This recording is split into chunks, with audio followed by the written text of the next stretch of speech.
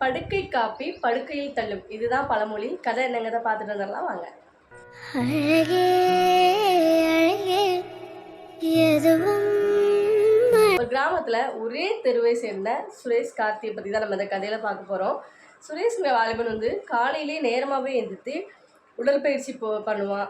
ரொம்பவே சுறுசுறுப்பாக இருப்பான். தன்னுடைய வேலையை தானே பார்க்கறது, பல்வேலைக்கு குளித்து எல்லாம் முடிச்சுட்டு தான் அவன் காப்பிங்கிறது உணவுங்கிறதுக்கு ஒரு இதுவே போவான். ஆனால் கார்த்திங்கிற நபர் அப்படி கிடையாது. காலையில் எந்திரிச்ச உடனே அவனுக்கு அவங்க அம்மா படுக்கையிலேயே காஃபி கொடுக்கணும். அப்படி குடித்தா மட்டும்தான் அவனுடைய வேலைகள் ஸ்டார்ட் ஆகும். இப்படி நாட்கள் ஓடிட்டே இருக்குது. மறுநாள் 2 பேருமே அவங்க வேலைக்கான நேர்காணல் தேர்வு நடக்குங்கிறதுக்காக போகணும். இதில் சுரேஷ் என்ன பண்ணுறான் அப்படின்னா, காலையில் எழுந்திரிச்சு அவனுடைய வேலைகளை அவனே முடிக்கிறான். முடிச்சுட்டு கடன்னு என்ன பண்ணுறான், வேலையெல்லாம் முடிச்சுட்டு சரியான நேரத்துக்கு அங்கே போயிட்டான். கார்த்தி இன்னும் தூங்கி எந்திக்கிற காரணம், அவன் எப்போவுமே படுக்கையில் காஃபி கொடுத்து எழுப்பினா மட்டும்தான் எந்திப்பான். இப்படி போயிட்டுருக்க அவன் கொஞ்ச நேரம் ஆகுது. கார்த்தி யோசிக்கிறான், என்ன அம்மா இன்னும் நம்மளை எழுப்பலையே அப்படி சொல்லிட்டு எழுந்த அம்மா அறைக்கு போய் பார்க்குறான். அவங்க அம்மா படுத்துருக்குறாங்க.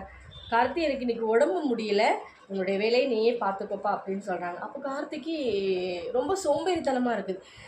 ஐயோ, நேர்காணலுக்கு வர நேரம் ஆகிக்கிட்டே இருக்குது, என்ன பண்ணுறதுன்னு தெரில. மெதுவாக பார்க்குறான். மெதுவாக அவனுடைய வேலையை முடிக்கிறான்.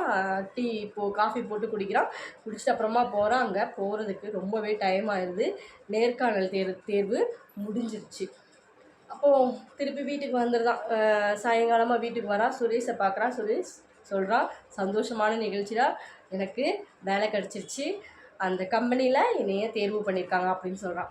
அப்போ தான் இந்த கார்த்திக் மனசில் என்ன செய்யுதுன்னா, நம்ம காலையிலேயே நம்மளும் சுறுசுறுப்பாக எழுந்திரிச்சிருந்தோம் அப்படின்னம்னா இன்றைக்கி நம்மளுக்கும் அந்த வேலை கிடச்சிருக்கும் அப்படின்னு சொல்லிட்டு அன்னைக்கு அவனுடைய குணத்தை அவன் மாற்றிக்கிறான். காலையில் பெட்டில் காஃபி குடிக்கணுங்கிற ஒரு பழக்கமே அவன் வைக்கலை. காலையில் எந்திப்பான், அவனுடைய வேலைகளை முடித்து பல் துளக்கிக்கிட்டு அதுக்கப்புறம் தான் அவன் என்ன பண்ணுவான் அப்படின்னா காஃபி குடித்து, அதுக்கடுத்து ஒரு வாரத்தில் அவனுடைய வேலைக்கு இன்னொரு ஆப்ஷன் கிடச்சிச்சு. அதில் போய் அவன் செலக்ட் ஆகிட்டான். அப்போ அவங்க அம்மா சொல்கிறாங்க, நம்ம என்ன பண்ணணும் அப்படின்னா, நம்ம சோம்பேறித்தனமாக இருந்தோம், நம்ம வாழ்க்கையில் முன்னேறவே முடியாது. படுக்கையில் நம்ம காஃபி குடித்தோம் அப்படின்னா நம்ம வாழ்க்கையே படுக்கையாகவே போயிடும் அப்படின்னு சொல்லிட்டு அந்த பழமொழியே சொல்கிறாங்க. அடுத்து ஒரு பழமொழியோட ஒரு கதையில் பார்க்கலாம். இந்த மாதிரி கதைகளை பார்க்க நம்ம சேனலை சப்ஸ்கிரைப் பண்ணி வச்சுக்கோங்க.